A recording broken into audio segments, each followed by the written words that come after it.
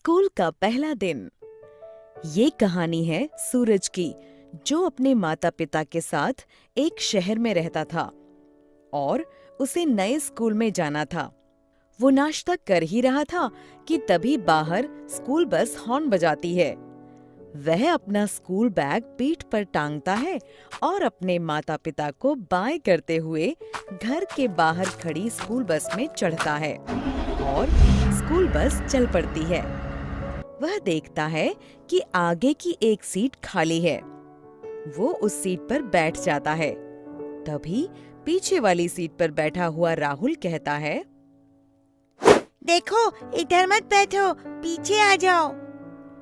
सूरज राहुल को देखता है और सोचते हुए राहुल के पास बैठने चला जाता है।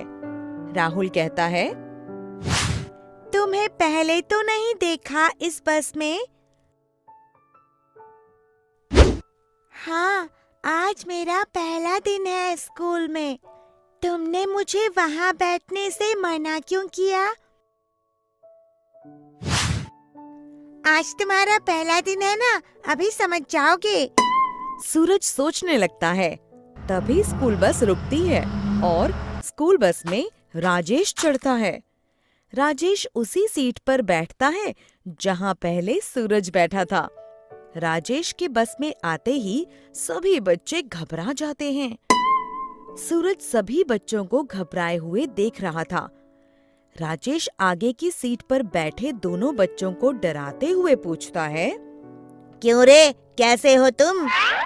दोनों बच्चे डरते हुए कहते हैं, ठीक है राजेश भाई, आप कैसे हो?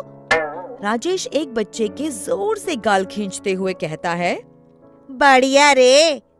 बच्चा चिल्लाता है। आ, आ। ये सब पीछे बैठे दोनों देख रहे होते हैं। तभी राहुल सूरज के कान में कहता है, इसलिए मना किया था मैंने वहाँ बैठने के लिए। थैंक यू दोस्त, थैंक यू, तुमने बचा लिया, नहीं तो आज पहला दिन ही आखिरी दिन हो जाता। तभी राजेश दूसरे बच्चे से कहता है, चल रे, थोड़ा बाजू को दबा दे। वो बच्चा राजेश के बाजू को दबाने लगता है। सूरज राहुल से कहता है, अगर वो सबको इतना तंग करता है तो टीचर से इसकी शिकायत क्यों नहीं करते? इस पर राहुल कहता है, शिकायत की थी, पर उस शिकायत का इस पर कुछ असर नहीं हुआ और जिसने शिकायत की थी उसे इससे तंग आकर मजबूरन स्कूल छोड़कर जाना पड़ा। सूरज खुद से कहता है, लगता है कुछ ज्यादा ही बिगड़ गया है। सूरज अपनी क्लास में पढ़कर दोपहर को स्कूल की छुट्टी के बाद स्कूल बस में सोचते हुए घर पहुंचता है। उसकी माँ उसे कहती है, आ गए बेटे, चल कपड़े बदल ले, मैं खाना लगाती हूँ। माँ टेबल पर खाना रखती है। तभी वो वहाँ आता है और कुर्सी पर बैठकर राजेश के बारे में सोचने लगता है।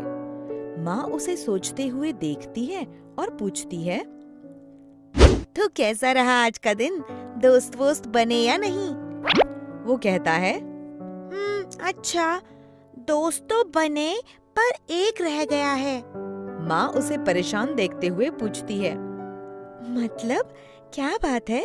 मुझसे कहो, मैं भी तुम्हारी दोस्त हूँ ना। सूरज माँ को देखता है और फिर स्कूल बस में जो हुआ वो सब बता देता है।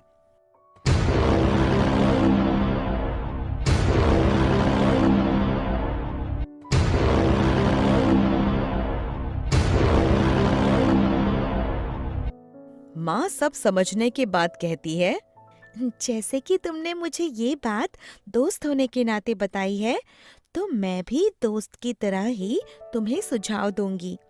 वो सूरज को समझाने लगती है।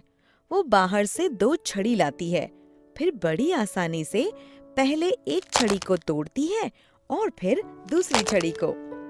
सूरज की समझ में कुछ नहीं आ रहा था। फिर माँ उन चारों छड़ियों को एक साथ तोड़ने की भरपूर कोशिश करती है, पर वो चारों छड़ियाँ एक साथ इतनी मजबूत हो जाती हैं कि टूटती ही नहीं। थक हार कर वो उन छड़ियों को टेबल पर रख देती है। सूरज समझ जाता है वो खुश होकर अपनी माँ के गले लग जाता है और कहता है, मैं समझ गया माँ। और अगले दिन सुबह सभी बच्चे स्कूल बस में बैठे हुए होते हैं। तभी बस रुकती है और राजेश उस बस में चढ़ता है। वो देखता है कि उसकी सीट पर राहुल बैठा हुआ है। राजेश उससे कहता है, क्यों रे, तुझे पता नहीं इस सीट पर मैं बैठता हूँ? राहुल कहता है, पता है, पर आज मैं बैठूंगा। इस पर राजेश कहता है, लगता है तू ऐसे नहीं मानेगा। राजेश राहुल को मारने लगता है। तभी सूरज कहता है, खबरदार जो राहुल को हाथ लगाया। राजेश गुस्से में कहता है, तो तू मुझे रोकेगा? तभी बस के सभी बच्चे खड़े हो जाते हैं और कहते हैं, नहीं, हम सब रोकेंगे। नहीं, हम सब रोकेंगे। नहीं, हम सब रोकेंगे। नहीं, हम सब रोकेंगे। राजेश सभी बच्चों को एक साथ खड़े देखता है तो डर जाता है और कहता है, तो कोई बात नहीं, ये बैठ जाए यहाँ पर, मैं पीछे बैठ जाता हूँ। सभी बच्चे राजेश को डरा हुआ देखकर अपनी एकता पर खुश होते हैं। सूरज और राहुल सभी बच्चों को खुश देखकर मुस्कुराते हैं। शिक्षा एकता में शक्ति होती है। एकजुट होकर हम बड़ी से बड़ी मुश्किल का सामना कर सकते हैं।